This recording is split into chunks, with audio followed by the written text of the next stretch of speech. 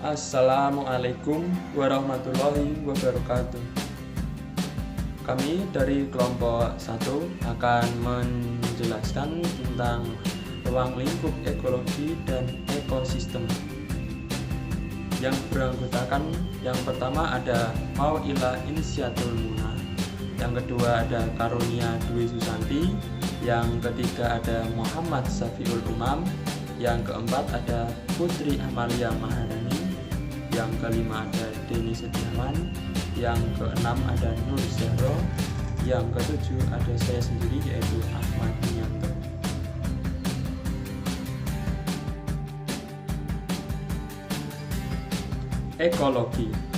Ekologi sendiri itu berasal dari dua kata dalam bahasa Yunani, yaitu eikos dan logos.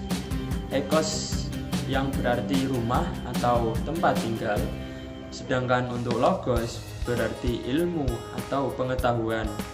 Jadi bila eikos dan logos itu tadi digabungkan, berarti rumah atau tempat untuk hidup.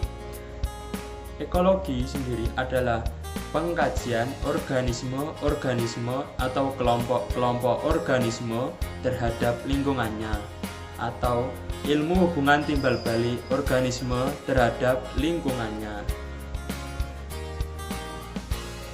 Kata ekologi sendiri pertama kali diperkenalkan oleh Ernst Haeckel, seorang ahli Jerman pada tahun 1866.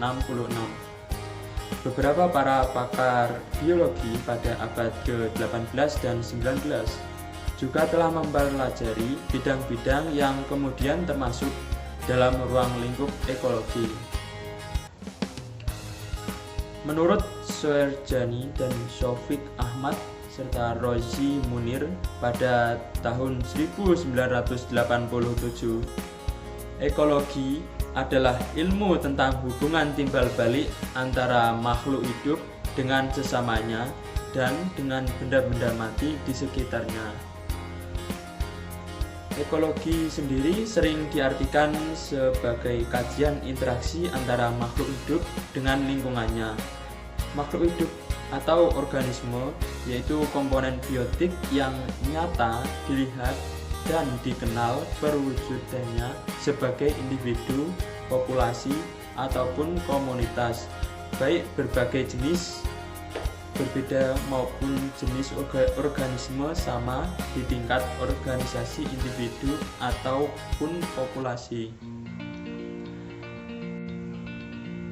Pada dasarnya, ekologi adalah ilmu yang mempertanyakan, menyelidiki, dan memahami bagaimana alam bekerja, bagaimana keberadaan makhluk hidup dalam sistem kehidupan dan apa yang mereka perlukan dari habitatnya untuk dapat melangsungkan kehidupan, lalu bagaimana mereka mencukupi kebutuhannya, bagaimana dengan melakukan semua itu mereka berinteraksi dengan komponen lain dan dengan spesies lain, sebagaimana makhluk individu-individu dalam spesies itu beradaptasi.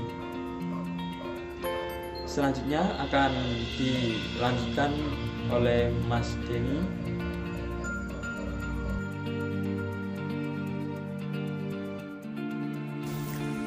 Kemudian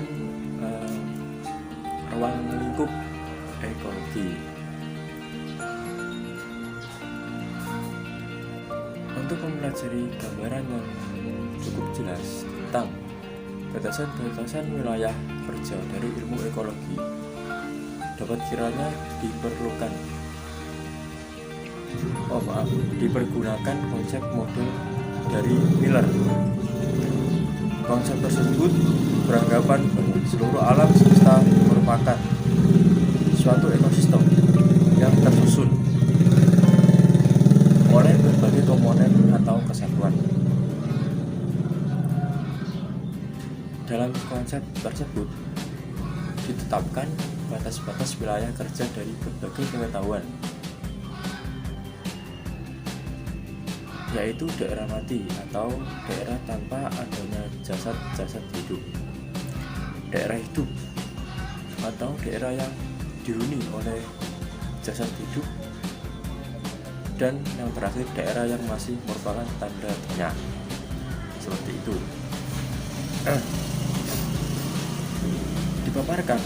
Dipaparkan pula batas-batas yang dinamakan daerah dari benda-benda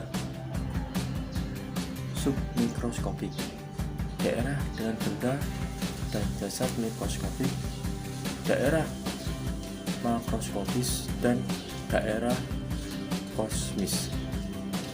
Secara singkat, ruang lingkup ekologi dapat digambarkan melalui spektrum biologi yang menggambarkan aras-aras organisasi kehidupan yang bisa diperhatikan sebagai berikut ini. Yang pertama ada protoplasma. Apa itu protoplasma? Protoplasma adalah sel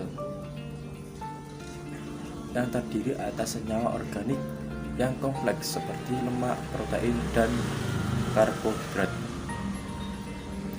Yang kedua, sel adalah satuan dasar suatu organisme yang terdiri atas protoplasma dan inti yang terkandung dalam membran.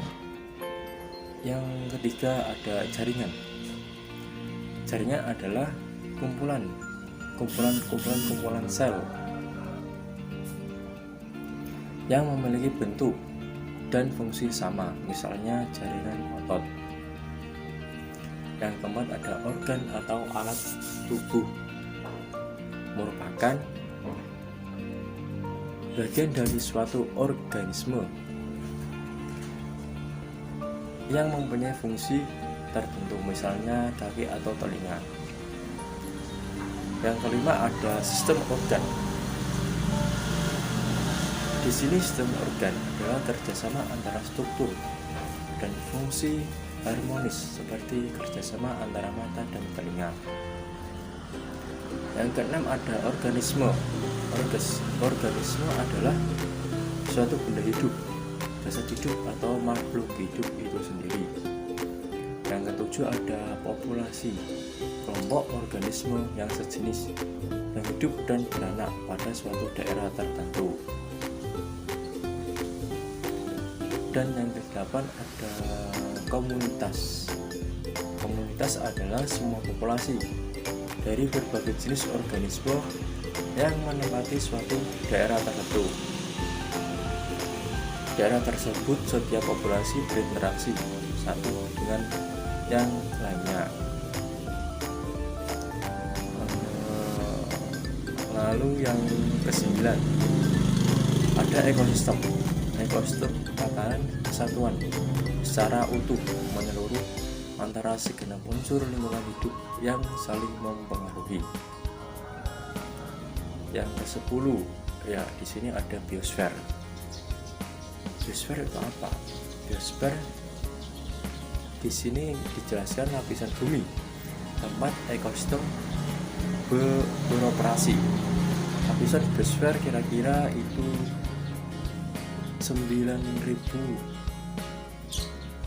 di atas permukaan bumi, berapa meter di bawah permukaan tanah, dan beberapa ribu meter di bawah permukaan laut, seperti itu. Hubungan ekologi dengan ilmu lainnya. Ekologi adalah bagian kecil dari biologi, dan biologi juga bagian kecil dari ilmu secara umum. Oleh karena itu, ekologi tidak dapat dipisahkan dari ilmu-ilmu lainnya. 1. Hubungan ekologi dengan ilmu alam lainnya. Ilmu fisika berperan dalam ekologi. Faktor fisik seperti struktur dan kepadatan tanah, sinar matahari, perubahan suhu, daya serap air, curah hujan, kelembaban udara, dan sebagainya. B. Ilmu kimia berperan karena dalam ekologi proses kimia seperti pH, kandungan oksigen terlarut, kandungan unsur C, N, P merupakan unsur yang penting. C. Matematika dan statistika peranannya dibutuhkan dalam ekologi karena digunakannya berbagai hitungan atau pembobotan suatu jenis, populasi atau komunitas suatu organisme dalam suatu ekosistem secara kualitatif atau kuantitatif, serta perhitungan dan analisisnya secara matematis dan statistik. D. Ilmu bumi dan antariksa. Ekologi berkaitan dengan berbagai proses yang dipengaruhi oleh hal atau peristiwa alam, siang malam, musim kemarau, musim hujan, gravitasi, vulkanik, erosi, dan lainnya. 2. Ilmu-ilmu biologi selain ekologi. A. Taksonomi. Bidang disiplin ilmu ini sangat diperlukan untuk mengetahui nama dan mengenal jenis-jenis tumbuhan yang akan diteliti. B. Struktur tumbuhan. Bidang disiplin ini dalam ekologi tumbuhan sangat penting karena berbagai aspek pengaruh lingkungan fisik terhadap sifat adaptasi dan toleransi. Tumbuhan akan tampak pada penampilan bentuk-bentuk anatomi dan morfologinya. C. Fisiologi tumbuhan dan biokimia. Informasi fisiologi tumbuhan dan biokimia sangat berguna untuk mempelajari berbagai proses metabolisme dan proses kehidupan tumbuh-tumbuhan. D. Fitogenetika atau genetika tumbuh-tumbuhan diperlukan untuk mengkaji bagaimana suatu jenis tumbuh-tumbuhan yang penyebarannya sangat luas, sering memperlihatkan perbedaan menurut letak geografi dan kondisi lingkungannya. E. Biogeografi. Dalam disiplin ilmu biologi terdapat kajian yang secara khusus membahas penyebaran makhluk hidup yang disebut biogeografi. Ketiga yaitu ilmu tanah, geologi, dan geomorfologi. Ilmu tanah secara murni dinamakan pedologi, tetapi pengetahuan yang secara khusus mempelajari tanah sebagai tempat tumbuh-tumbuhan disebut edafologi. Perbedaan jenis-jenis tanah, sifat-sifat fisik dan keadaan atau kemiringan lahan atau tanah seringkali mempengaruhi persebaran tumbuhan yang dapat berpengaruh pula terhadap terbentuknya tipe vegetasi dan jenis-jenisnya. Kemudian geologi dan geomorfologi. Dalam ekologi tumbuhan diperlukan karena struktur geologi dan geomorfologi lapisan bumi sebagai habitat tempat tumbuh-tumbuhan tumbuh. Dia merupakan sangat mempengaruhi sifat tanah, hidup tumbuh-tumbuhan, dan penyebarannya. Yang keempat yaitu ilmu klimatologi. Klimatologi adalah ilmu pengetahuan yang membahas ahwal-ihwal tentang iklim. Dalam ekologi, faktor iklim perlu diketahui dan sangat diperlukan untuk mempelajari berbagai aspek penyebaran dan berbagai proses kehidupan tumbuh-tumbuhan. Misalnya, kapan tumbuhan tertentu mulai berbunga. Iklim adalah faktor lingkungan yang terpenting yang akan mempengaruhi semua aktivitas kehidupan dalam lingkungan biosfer. Faktor-faktor lingkungan yang berpengaruh terhadap iklim di bumi antara lain cahaya matahari, suhu udara, curah hujan, kelembapan udara, dan angin. Faktor-faktor lingkungan tersebut sangat besar pengaruhnya terhadap proses metabolisme, reproduksi pertumbuhan dan perkembangan, serta suksesi tumbuh-tumbuhan. Selain itu, terdapat iklim setempat atau iklim mikro yang cenderung sangat dipengaruhi oleh vegetasi yang ada dan faktor-faktor lingkungan seperti topografi, fisiografi wilayah, dan kecepatan angin setempat. Ketinggian wilayah juga mempunyai peran penting terhadap perubahan iklim mikro. Pengaruhnya antara lain terhadap sifat-sifat fenologi tumbuhan yang berhubungan erat dengan proses reproduksi seperti proses pembangunan, masa berbuah, produksi biji, dan berbagai proses fisiologi lainnya. Yang kelima yaitu ilmu sosial humaniora. Ilmu sosial humaniora sangat penting bila komponen manusia dimasukkan di dalam ekosistem atau bila mempelajari peran ekosistem dalam kehidupan manusia. Kebutuhan manusia akan pangan, sandang, dan papan terus meningkat baik dalam hal macam maupun jumlah. Maka kondisi ini dapat berakibat pada kualitas lingkungan.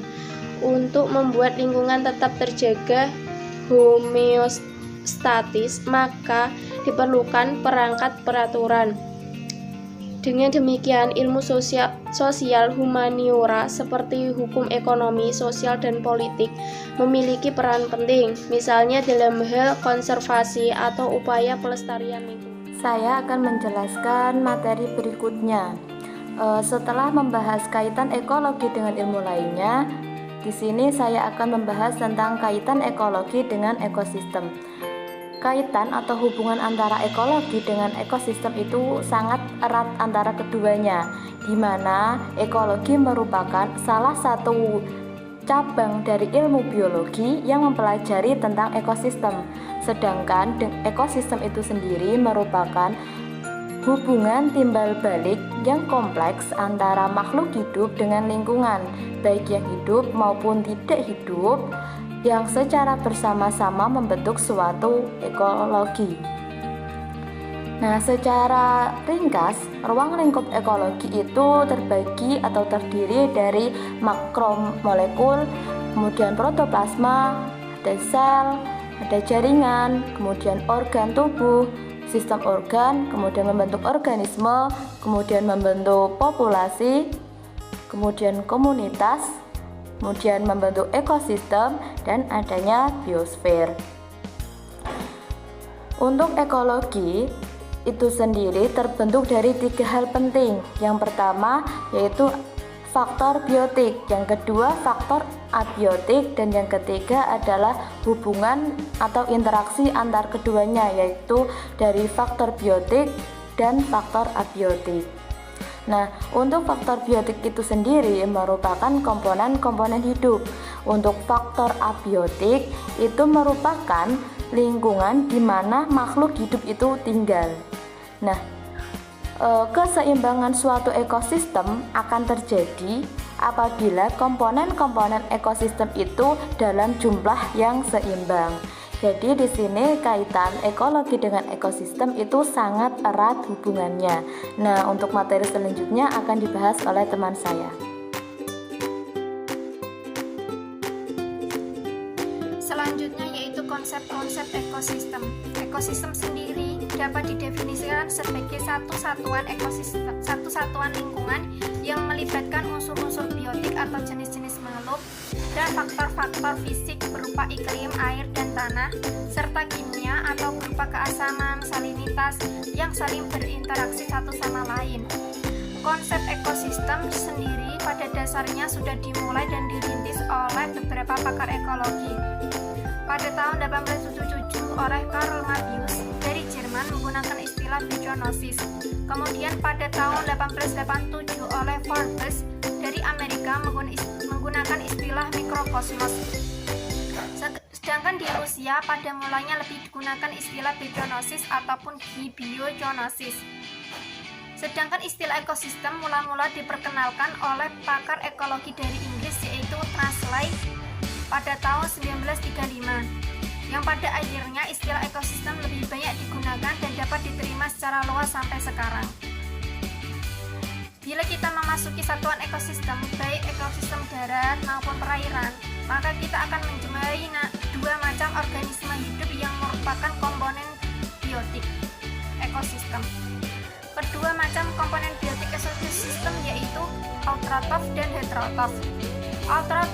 Autotrof organisme ini tergolong mampu memenuhi kebutuhan dirinya sendiri, yang sering disebut produsen. Sedangkan heterotrof yaitu organisme yang termasuk golongan konsumen, baik mikrokonsumen maupun mikrokonsumen. Secara struktur, ekosistem mempunyai 6 komponen yaitu bahan anorganik, bahan organik, kondisi iklim, produsen. Kemudian makrokonsumen, mikrokonsumen. Bahan organik meliputi CN, karbon dioksida, air, dan lain-lain yang dapat didaur ulang. Sedangkan bahan organik berupa karbohidrat, lemak, protein, dan lain-lain.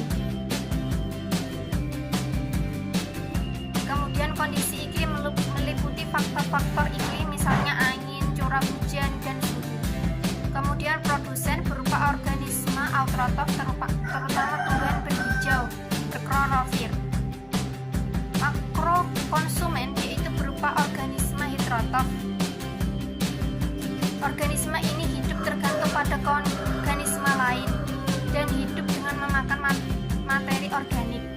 Sedangkan mikrokonsumen menggunakan organisme heterotrof, spatrof, osmotrof, terutama bakteri dan fungi. Kelompok ini juga disebut organisme pengurai dan dekomposer. Secara fungsional, ekosistem dapat dipelajari menurut 6 proses dan berlangsung di dalamnya. 1. Lintas antar aliran energi, rantai makanan, pola keragaman berdasarkan waktu dan ruang, daur ulang, perkembangan dan evolusi, pengendalian dan atau sibernetika. Konsep ekosistem merupakan konsep yang luas, yang merupakan konsep dasar dalam ekologi. Konsep ini menekankan pada hubungan timbal balik dan saling berkaitan antar organisme. Konsep ini menekankan pada hubungan timbal balik dan saling keterkaitan antar organisme hidup dengan lingkungannya yang tidak hidup. Setiap ekosistem di dunia ini mempunyai struktur umum yang sama. Dan adanya interaksi antar komponen-komponen tersebut. Jadi baik ekosistem alami berupa darat atau perairan maupun ekosistem buatan, semuanya mempunyai kesamaan. Ini akan melanjutkan presentasi dari kelompok saya, yaitu tentang macam-macam ekosistem. Ekosistem macamnya ada 3, yaitu ekosistem air, ekosistem darat, dan ekosistem buatan. Yang pertama yaitu ekosistem air atau akuatik, yang terdiri dari ekosistem air tawar, ekosistem laut, estuari, pantai, sungai, terumbu karang, laut dalam, dan lamun. Yang pertama ada ekosistem air tawar. Karakteristiknya yaitu ada variasi suhu yang tidak mencolok, kurang penetrasi cahaya, dan dipengaruhi iklim cuaca. Biasanya tanaman yang ada di air tawar itu jenis ganggang. Yang kedua ada ekosistem laut atau oceanic yang ditandai dengan kadar garam yang tinggi dengan ion mencapai 55%, terutama di laut tropis karena suhu tinggi dan penguapannya yang besar. Selanjutnya ekosistem estuari atau muara, ialah sungai yang bergabung dengan laut. Muara sering ditutupi oleh lempeng besar intertidal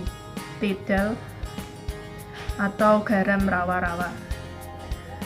Yang selanjutnya yaitu ekosistem pantai. Dinamakan demikian karena yang paling banyak tumbuh di pasir tanaman yaitu gundukan Ipomea pescapreae, berdebar gelombang dan tahan angin. Pada tumbuhan yang hidup di ekosistem ini menyebar tebal dan subur. Selanjutnya ada ekosistem sungai.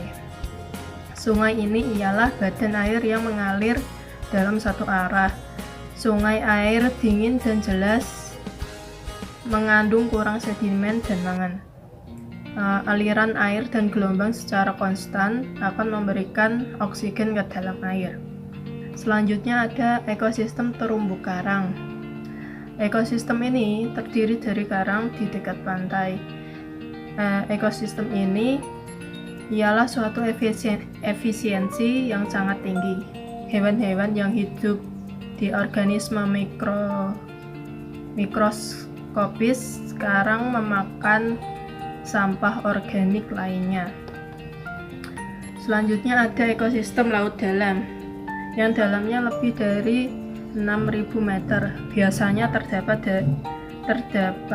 hewan seperti lele laut, ikan laut yang bisa memancarkan cahaya sebagai produsen simbiosis karang dengan bakteri tertentu.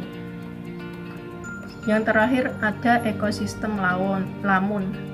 Lamun atau seagras ialah satu-satunya kelompok tumbuh-tumbuhan yang berbunga yang hidup di lingkungan laut. Tumbuhan ini hidup di habitat perairan pantai yang dangkal. Selanjutnya ada ekosistem darat. Ekosistem darat kita mulai dengan ekosistem hujan tropis yang memiliki ciri-ciri curah hujan 200 sampai 225 cm per tahun. Spesies pohon relatif banyak, jenisnya berbeda antara satu dengan yang lainnya tergantung letak geografisnya.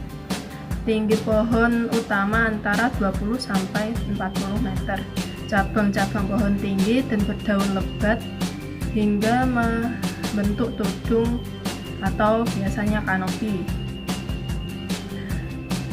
Perubahan iklim mikro yaitu iklim yang langsung terdapat di sekitar organisme. Daerah tudung cukup mendapat sinar matahari, variasi suhu dan kelembapan tinggi suhu sepanjang hari sekitar 25 derajat Celcius. Selanjutnya ada ekosistem, yaitu ekosistem taiga. Taiga ditandai dengan iklim musim dingin yang panjang. Taiga terdapat di belahan bumi bagian utara dan pegunungan daerah tropik.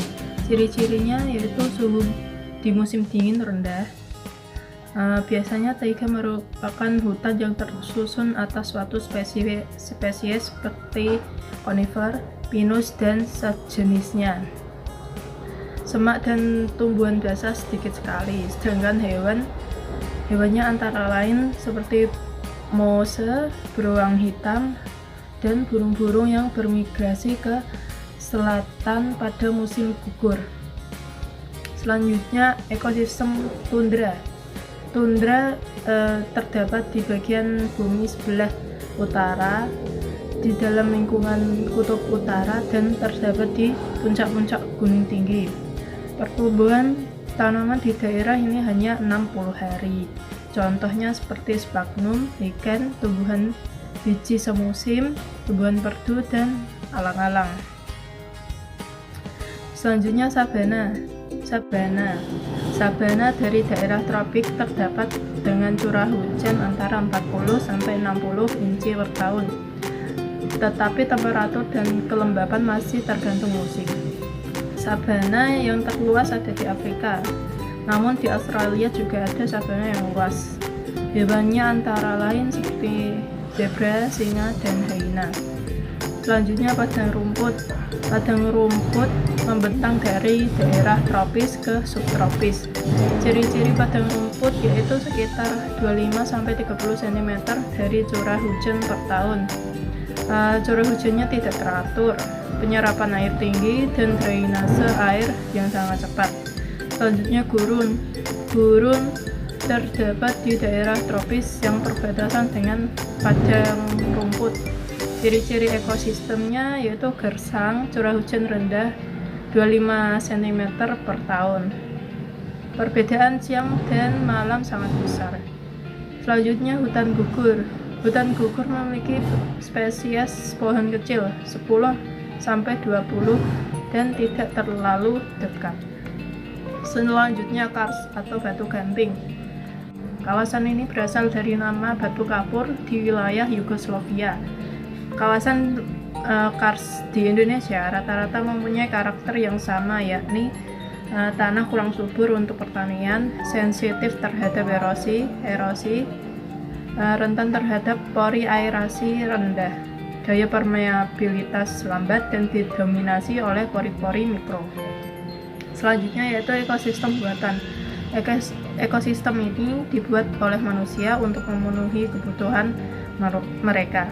Sumber energi memanfaatkan ekosistem buatan dari luar, tanaman atau hewan peliharaan yang didominasi oleh pengaruh manusia dan mempunyai keanekaragaman rendah. Contoh ekosistem buatan yaitu ada bendungan, ada juga waduk. Nah, sekian dari apa yang saya jelaskan. Wassalamualaikum warahmatullahi wabarakatuh. Sekian presentasi dari kami kelompok 1. Apabila ada pertanyaan bisa langsung bertanya melalui kolom komentar di bawah ini.